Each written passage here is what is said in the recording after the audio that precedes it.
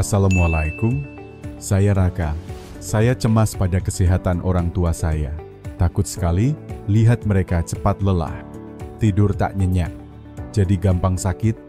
Malam ini saya mengundang sosok yang tegas tapi hangat, wanita dengan pengalaman 30 tahun merawat lansia, penasihat Pusat Perawatan Lansia Jakarta Bali, dan penulis buku Sehat di Usia Emas. Inilah DR Siti Setiati. Waalaikumsalam. Misi saya sederhana, menyelamatkan pasien dari kesalahan kecil yang diam-diam merusak. Dok, kenapa kesalahan minum air bisa berubah jadi bencana? Apa hubungannya dengan tekanan darah tinggi, diabetes, dan osteoporosis? Karena dehidrasi ringan kronis mengacaukan ritme tubuh, tekanan darah bisa naik turun, gula mudah tak stabil, tulang makin rapuh bila cairan kurang, kesil. Tapi, memukul keras di usia emas. Jadi, wajah cepat menua, lambung bergejolak, tidur terbelah. Itu bukan wajar karena usia. Bukan, itu alarm. Tubuh berbisik, aku haus.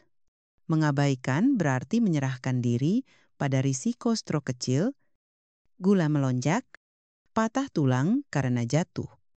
Saya merinding. Bagaimana kalau orang tua hanya minum saat haus? Itu jebakan. Rasa haus sering terlambat. Minumlah teratur. Tegukan kecil, sambil duduk, tahan seteguk beberapa detik, pilih air hangat atau suhu ruang. Banyak yang menenggak 2 gelas sekali teguk, biar sekali halan. Aman? Tidak, ginjal kewalahan. Pencernaan kaget, lebih baik bertahap, sedikit tapi sering. Minum sambil berdiri, sambil jalan di pasar. Duduklah, biarkan aliran masuk tenang, air bertemu, air liur, lambung lebih damai. Air dingin dari kulkas setelah jalan pagi di alun-alun Yogyakarta itu segar sekali. Salah. Tahan dulu, tubuh butuh menyesuaikan. Air terlalu dingin memaksa energi dipakai untuk memanaskan cairan, pencernaan melambat. Kapan waktu emas minum air? Dok, Pagi setelah bangun. Jeda sebelum makan, jauhi minum banyak mendekati tidur malam. banyak yang percaya. Sebelum tidur, minum segelas penuh agar tidak dehidrasi. Mitos. Keliru. Itu memecah tidur. Memaksa, ginjal kerja malam, besoknya lemas. Emosi meledak. Gula dan tekanan darah ikut kacau. Saya teringat orang tua di rumah. Bangun malam berulang. Jadi mudah marah siang hari. Betul, atur ulang ritme minum. Hasilnya bisa terasa dalam 7 hari tidur, pulen. Bab langkar. Kulit lebih lembab. Dok, bagaimana dengan kebiasaan minum dari botol saat macet di Jakarta? Gunakan gelas bila memungkinkan. Dari botol, laju air sulit dikendalikan.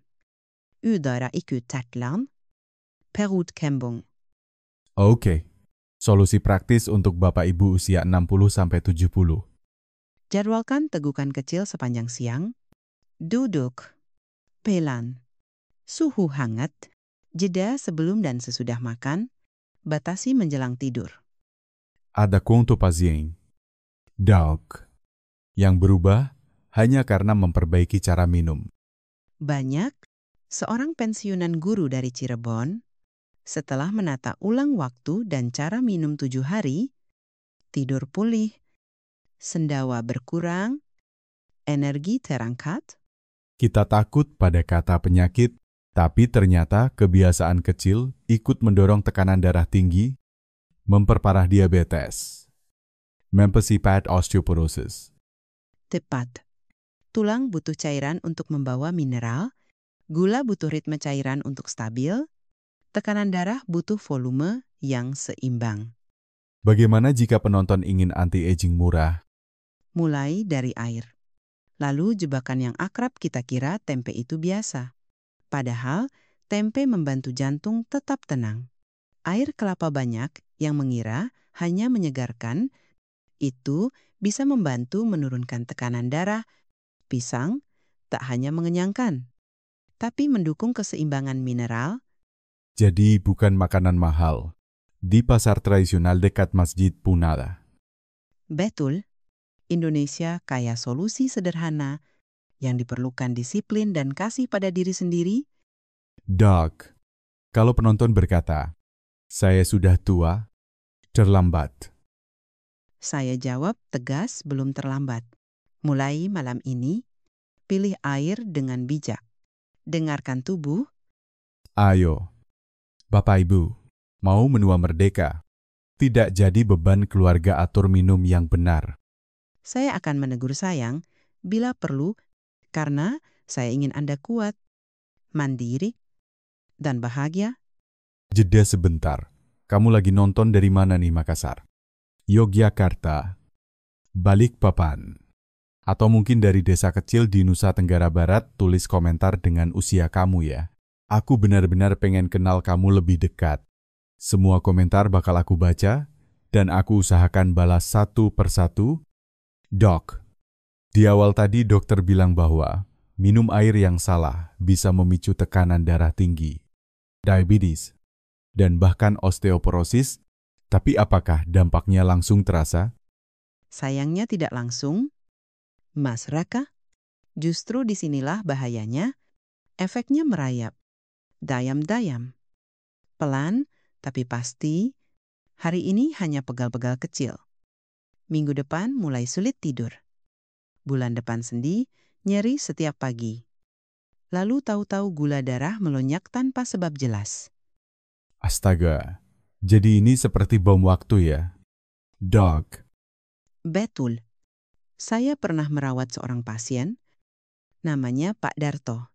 Usianya 67 tahun, setiap kali datang ke klinik, keluhannya itu-itu saja. Badan cepat lelah, malam susah tidur, perut sering kembung, dan kadang sendi terasa ngilu. Tapi semua hasil lab normal. jadi tidak ada diagnosa pasti. Tidak.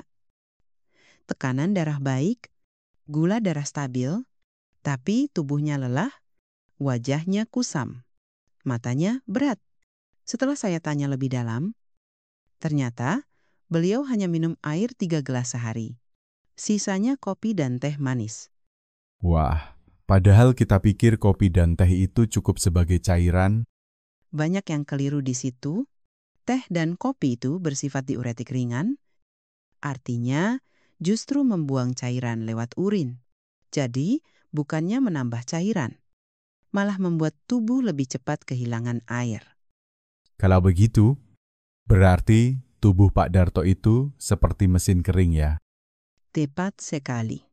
Coba bayangkan Mas Raka, apa yang terjadi kalau mesin tua tidak pernah diganti oli lama-lama aus, sama seperti tubuh kita. Tanpa air yang cukup, organ-organ dalam tubuh bekerja dalam kondisi panas, kering, dan stres. Apa saja tanda-tanda tubuh sudah mulai rusak karena kekurangan air? Banyak, mulai dari kulit kering dan gatal tanpa sebab, sulit buang air besar, cepat marah, pusing ringan, perut terasa begah, hingga gangguan tidur. Bahkan ada yang mimisan karena pembuluh darah kering di dalam hidung. Waduh, saya baru tahu. Jadi ini bukan masalah kecil. Sama sekali bukan. Ini masalah besar yang sering disepelekan. Kita pikir, saya sudah tua. Wajar kalau pegal, susah tidur. Padahal bisa jadi tubuh sedang berteriak minta air. Lalu, apa langkah pertama yang harus dilakukan untuk memperbaiki semua ini? Mulai dari kesadaran bahwa tubuh butuh air secara teratur, bukan hanya saat haus. Jangan tunggu sinyal haus.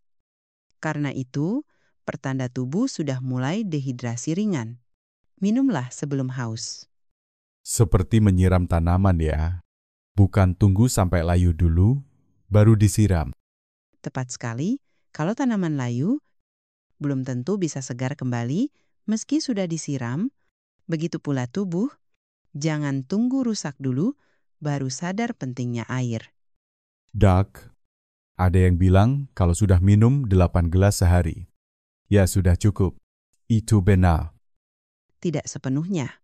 8 gelas itu angka rata-rata. Tapi kebutuhan setiap orang berbeda. Kalau tinggal di Jakarta yang panas, butuh lebih banyak. Kalau sering beraktivitas fisik, harus lebih banyak lagi. Tapi yang lebih penting bukan hanya jumlahnya, tapi cara dan waktunya. Jadi bukan soal berapa banyak, tapi bagaimana dan kapan. Ya, itu yang akan kita bahas lebih dalam di bagian berikutnya. Karena air bisa menjadi penyembuh, tapi juga bisa menjadi beban bagi tubuh jika diberikan pada waktu yang salah. Dalam cara yang salah, Wah, ini baru bagian pertama, tapi sudah banyak sekali pelajaran yang saya dapat. Saya yakin penonton juga merasa tercerahkan. saya harap begitu, Mas Raka. Karena semakin cepat kita perbaiki kebiasaan kecil ini, semakin besar kemungkinan kita menjaga kualitas hidup di usia emas. Jangan sampai karena salah minum air, kita kehilangan kemandirian. Tidak bisa jalan ke masjid sendiri. Tidak bisa masak sendiri. Bahkan jadi tergantung pada anak-anak. Itu mimpi buruk bagi banyak lansia, tapi bisa dicegah mulai dari 1 gelas air. Yang benar. Jangan kemana-mana ya. Bapak Ibu, setelah ini, kita akan bahas lebih dalam cara minum air yang benar, suhu yang tepat, dan posisi tubuh saat minum. Oke dokter, kita lanjut ya. Jadi sekarang bagaimana cara minum yang benar? Apakah duduk, berdiri, pelan atau cepat? Jawaban saya sederhana, tapi penting minum sambil duduk. Perlahan, dan dalam tegukan kecil. Jangan minum seperti orang kejar kereta. Tubuh butuh ketenangan untuk menyerap air. Banyak orang minum sambil berdiri, apalagi kalau lagi sibuk, di dapur, atau habis wudhu. Saya tahu itu sering terjadi. Tapi berdiri membuat air masuk terlalu cepat ke sistem pencernaan. Tekanan gravitasi bekerja penuh, dan ginjal langsung bekerja keras tanpa persiapan. Wah, tubuh belum siap, sudah disiram air deras ya. Betul. Saya ibaratkan seperti kolam ikan koi. Kalau kita tuangkan air terlalu cepat, ikan bisa stres, tapi kalau kita alirkan perlahan, air menyatu, kolam tenang. Ikannya pun bahagia. Jadi kalau kita duduk, minum pelan-pelan, tubuh jadi lebih tenang juga. Ya, dan ada satu lagi yang banyak orang abaikan, air liur. Hah, air liur. Maksudnya, Air liur itu bukan sekadar cairan. Ia bersifat basa, membantu menetralkan asam lambung, melapisi lambung, dan memperlancar pencernaan. Kalau kita minum pelan, air sempat tercampur air liur. Itu penting sekali. jadi tidak boleh langsung telan ya. Tepat. Saya sarankan teknik 5 teguk, ambil seteguk kecil. Tahan 3-4 detik di mulut. Lalu telan pelan, ulangi sampai habis. Jauh lebih baik daripada 2 gelas ditenggak dalam 2 detik. Lalu soal suhu air. Dok, banyak orang suka air es. Segar, katanya. Itu kesalahan umum. Air terlalu dingin memaksa tubuh membuang energi hanya untuk memanaskan air. Energi itu seharusnya dipakai untuk perbaikan jaringan, mensena makanan, atau mempertahankan imun. Wah, jadi minum es setelah makan malam itu salah besar. Bisa berbahaya, apalagi pada usia lanjut. Lemak makanan bisa mengeras, pencernaan melambat, dan perut terasa kembung. Ada kasus nyata tentang ini, Dok? Banyak. Saya pernah menangani Ibu Bestari. usia 63 tahun, pensiunan guru SD. Ia mengeluh sering mual, perut kembung, pipis terus menerus. Minumnya bagaimana? Ternyata setiap pagi beliau langsung minum 2 sampai 3 gelas sekaligus, kadang air dingin dari dispenser. Saya rasa banyak orang tua juga begitu. Biar sekalian. Padahal tubuh kita bukan ember, sistem pencernaan manusia hanya bisa menyerap air dalam jumlah terbatas setiap saat, sisanya akan langsung dibuang. Ginjal bekerja keras, dan tubuh tidak sempat menyerap manfaatnya. Jadi kalau minum banyak, sekaligus, efeknya justru terbuang. Lebih dari itu, bisa membebani ginjal dan jantung. Khususnya untuk orang tua yang sudah punya riwayat tekanan darah tinggi atau gangguan jantung. Lalu bagaimana solusinya? Dok, Bagi lansia, minumlah 1 gelas kecil setiap 1,5 jam. Kalau haus berat, boleh 1,5 gelas, tapi jangan lebih. Tubuh menyerap lebih baik dalam pola kecil dan konsisten. itu mudah dilakukan. Apalagi kalau di rumah, bisa atur jadwal. Benar, tapi ingat, gunakan gelas, jangan langsung dari botol. Kenapa? Karena saat minum dari botol, kita cenderung cepat, tidak sadar menelan udara, dan sulit mengontrol jumlah air. Udara yang masuk itu bisa menyebabkan perut kembung dan gas. Wah, saya sering minum langsung dari galon dispenser. Dok, bahkan sambil berdiri, Nah, itu kebiasaan yang harus diubah. Duduk sebentar, ambil gelas, minum dengan tenang, tubuh kita akan berterima kasih. kalau malam hari gimana?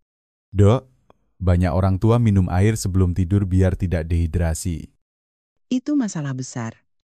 Mas Raka, saya punya pasien namanya Pak Slamet, usia 68 tahun.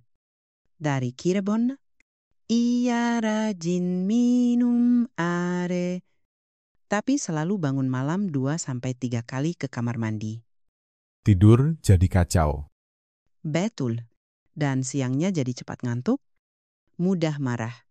Setelah saya cek, ternyata beliau biasa minum segelas penuh tepat sebelum tidur. Jadi harusnya gimana? Dok, Minum cukup di siang hari. 2 jam sebelum tidur, batasi asupan cairan. Kalau haus cukup 2-3 teguk, bukan segelas penuh. ini ilmu yang sederhana, tapi mengubah cara pandang total. Itulah kekuatan kebiasaan kecil. Cara minum air bisa menjadi kunci tidur nyenyak. Kuli lambap. Sendirian, bahkan pikiran lebih jernih. Oke, Bapak Ibu. Setelah ini kita akan masuk ke bagian berikutnya, kapan waktu terbaik dan waktu yang sebaiknya dihindari untuk minum air. Karena dalam satu hari, ada momen emas di mana 1 teguk air bisa menjadi penyembuh. Tapi ada juga saat-saat di mana 1 gelas bisa menjadi beban. Dok, tadi dokter sebut soal momen emas dan waktu berbahaya untuk minum air. Bisa dijelaskan lebih rinci? Tentu. Mari kita mulai dari pagi hari. Waktu terbaik untuk minum air adalah sesaat setelah bangun tidur. Jadi sebelum sarapan, Iya, pagi hari itu ibarat riset tubuh. Setelah berjam-jam tidur tanpa asupan, tubuh butuh cairan untuk membersihkan sisa metabolisme, membangunkan sistem cerna, dan mengaktifkan organ-organ. minumnya berapa banyak? 1 atau 2 gelas air hangat, tidak perlu langsung 2 gelas besar. Kalau bisa, minum dalam tegukan kecil sambil duduk. Pelem-pelem, Seperti membilas piring sebelum dipakai makan ya. tepat. Kalau kita langsung sarapan tanpa minum dulu, itu seperti makan dari piring kotor. Sistem pencernaan belum siap. Setelah itu, apakah boleh minum saat makan? Nah, Disinilah kesalahan yang sering terjadi. Banyak orang minum air sambil makan atau langsung sesudah makan. Ini bisa mencairkan asam lambung, memperlambat pencernaan, dan menyebabkan perut terasa penuh. Saya sering lihat orang minum air sambil makan nasi Padang. Apakah itu keliru? Kalau sedikit untuk membasahi tenggorokan, boleh. Tapi kalau 1 gelas penuh, lebih baik hindari. Minumlah setengah jam sebelum makan. Lalu tunggu 1 jam, setelah makan baru minum lagi. Saya jadi ingat pasangan lansia yang datang ke klinik tadi siang. Mereka ramah sekali. Ya, saya juga ingat, sang suami bilang perutnya sering kembung. Lambung terasa penuh. Setelah ditanya, ternyata beliau minum segelas penuh sebelum makan. Dan minum lagi sesudah makan. Niatnya supaya enggak terlalu lapar, tapi justru merusak proses cerna. Lalu malam hari. Bagaimana dengan kebiasaan minum sebelum tidur? Itu waktu yang harus dihindari. Banyak orang berpikir minum malam bagus untuk ginjal, padahal tubuh saat tidur melambat dan air yang diminum langsung menuju ginjal. Akibatnya, tidur terputus karena harus buang air kecil 2-3 kali. Ginjal malah dipaksa kerja lembur. Ya, Tepat. Dan jangan lupa, tidur yang terputus juga memicu tekanan darah tidak stabil. Gula darah mudah naik. Dan suasana hati jadi buruk di pagi hari. waduh. Jadi kita pikir itu sehat, padahal memicu masalah. Itulah pentingnya memahami ritme tubuh. Jangan hanya fokus minum 8 gelas, tapi juga pahami kapan tubuh siap menerima cairan. Dok, bagaimana dengan minum setelah olahraga? Banyak orang langsung minum 2 gelas air es setelah jogging. Ini juga kesalahan umum. Setelah olahraga, tubuh masih panas. Kalau langsung diberi air dingin, bisa terjadi shock ringan. Saluran cerna bisa kejut. Napas terasa berat, bahkan bisa memicu gangguan irama jantung. Jadi harus tunggu dulu. Betul, tunggu sekitar 15-20 menit. Biarkan tubuh menyesuaikan suhu. Setelah itu, minum air hangat atau suhu ruang perlahan. Lalu soal buang air kecil, banyak orang langsung minum lagi setelahnya. Aman. Tidak. Beri jeda 15-20 menit setelah buang air kecil. Ginjal baru saja menyaring cairan. Kalau langsung diberi lagi, bisa overwork. Saya baru tahu hal ini. Ternyata tubuh juga butuh istirahat dari air. Tubuh kita seperti pompa air tua. Kalau dipaksa menyala terus tanpa jeda, bisa rusak. Beri waktu. Jadi secara umum, waktu terbaik adalah Setelah bangun tidur, setengah jam sebelum makan, 1 jam setelah makan, secara bertahap sepanjang siang, dan waktu yang harus dihindari. saat makan, atau langsung setelah makan, tepat sebelum tidur malam, langsung setelah olahraga berat, segera setelah buang air kecil. Catat ya, Bapak Ibu. Waktu bisa jadi penentu, 1 gelas air di waktu yang tepat bisa jadi berkah.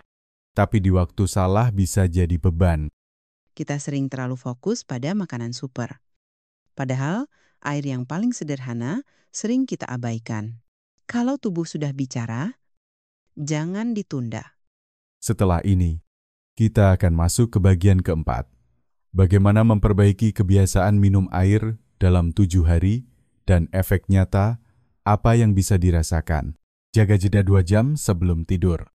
Kalau haus, cukup 2 atau 3 teguk saja. Hindari air dingin sama sekali. Ini hari penting bagi yang insomnia. Betul. Saya dapat pesan dari anak Pak Slamet. Dok, Bapak tidur semalam cuma bangun sekali. Pagi ini malah minta jalan pagi. Itu baru hari siat ya. Hari keempat kulit dan nafas tambahkan 2 iris jeruk nipis ke 1 gelas air hangat pagi. Rasakan napas lebih panjang. Dan kulit mulai terasa tidak kering meski tanpa lotion. Lanjutkan pola kecil tapi konsisten. Air membantu pernapasan juga? Ya, cairan menjaga kelembaban saluran napas dan stabilkan suhu tubuh. Orang yang cukup air, napasnya lebih tenang. Hari kelima pikiran terang mulai sadar bahwa tubuh lebih enteng. Lansia sering bilang, saya merasa mudah kembali. Lanjutkan, jeda minum, tidak tergesa-gesa, jaga posisi duduk, Pak Slamet juga bilang begitu. datang ke klinik dengan senyum. Dok, saya baru sadar, ternyata rasa ringan itu enak. Itu kalimat yang paling saya suka. Hari Kinem kembali aktif banyak. Pasien mulai aktif lagi baca koran pagi, jalan keliling kampung, ngobrol di warung kopi. Semua tanpa tambahan obat, hanya air yang benar. Saya bisa bayangkan semangatnya kembali. Karena ketika tidur cukup dan tubuh terhidrasi, hormon juga stabil. Emosi tidak meledak, semangat bangkit. Hari ketujuh menjadi kebiasaan.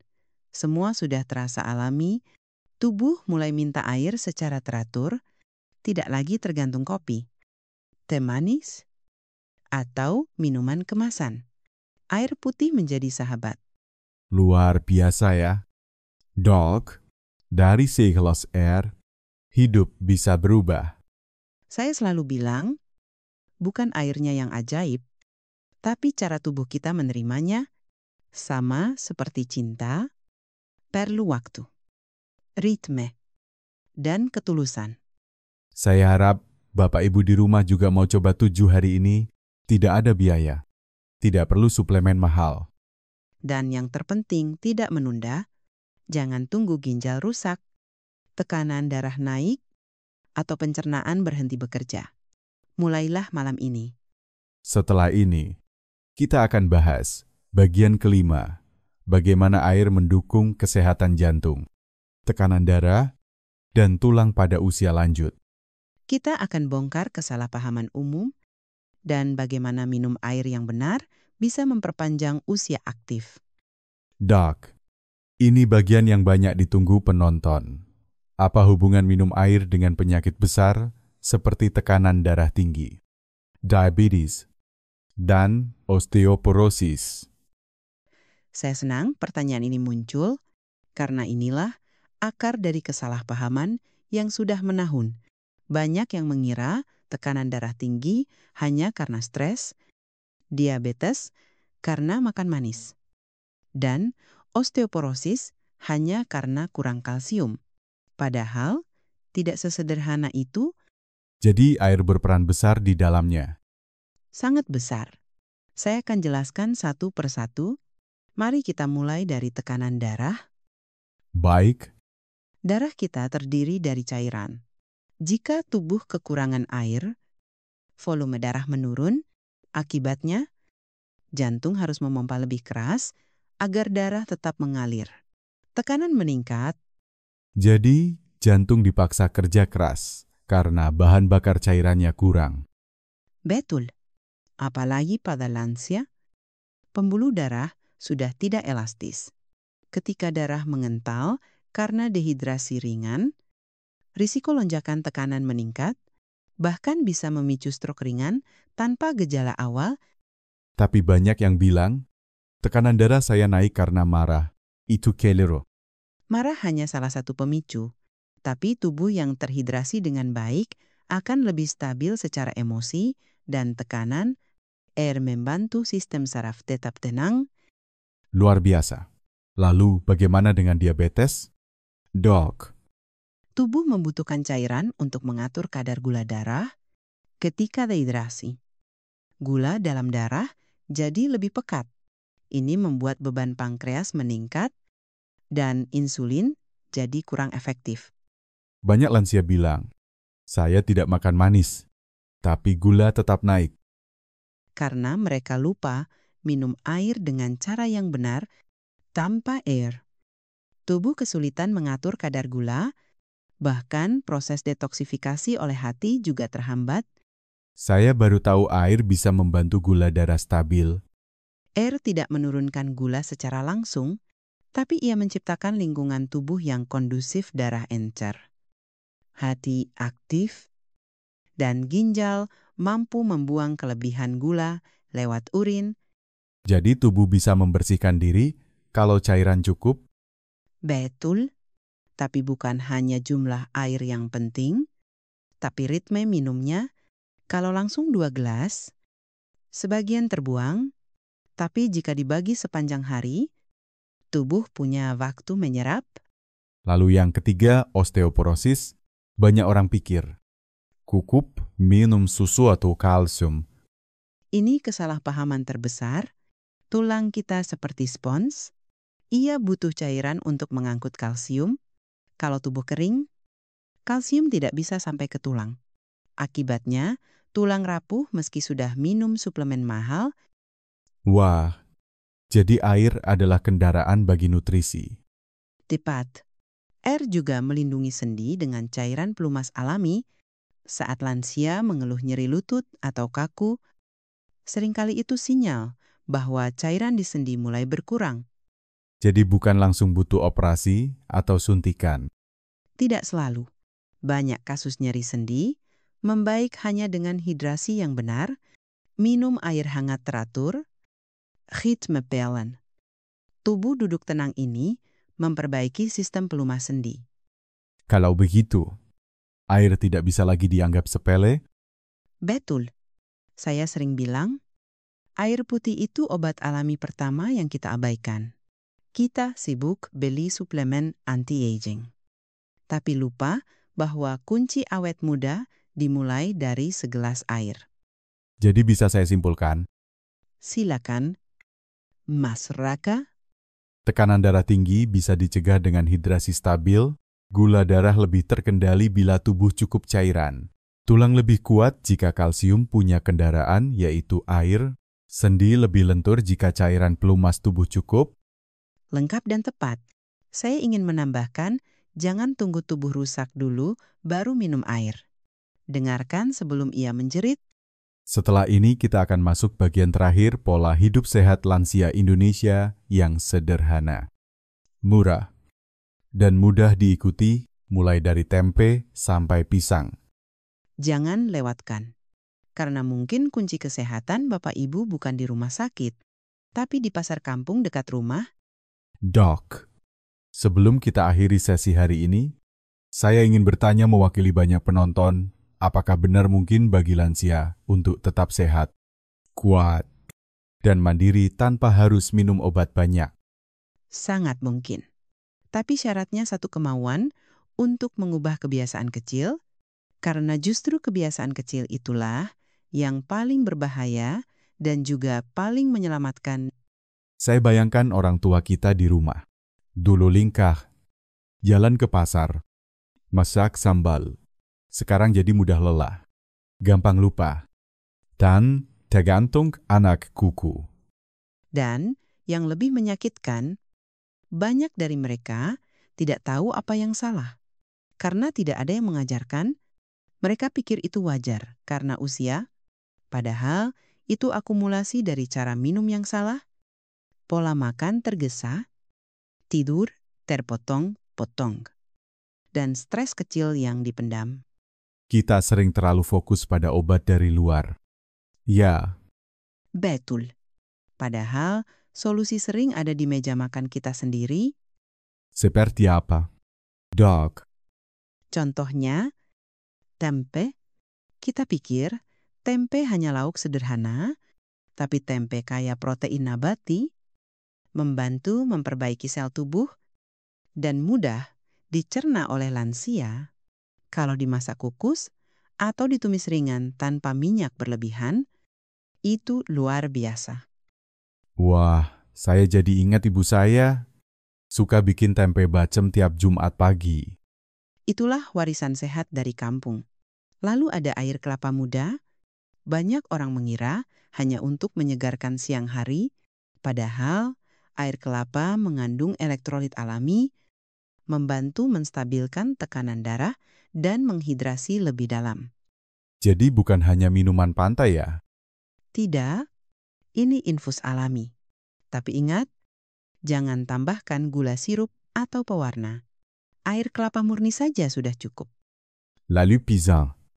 Dok, Pisang mengandung kalium, penting untuk jantung, tekanan darah, dan otot. Camilan terbaik untuk lansia, bahkan lebih baik dari biskuit kemasan atau minuman tinggi gula. jadi pasar tradisional menyimpan kunci panjang umur? Betul, di balik tumpukan tempe, pisang, dan kelapa muda, ada resep sehat yang dilupakan. Saya ingin Bapak Ibu pulang ke akarnya. Makan dari dapur sendiri. Minum air dengan niat. Dan hidup dengan ritme yang lembut. Apa pesan terakhir dokter untuk penonton kita malam ini? Dengarkan tubuh.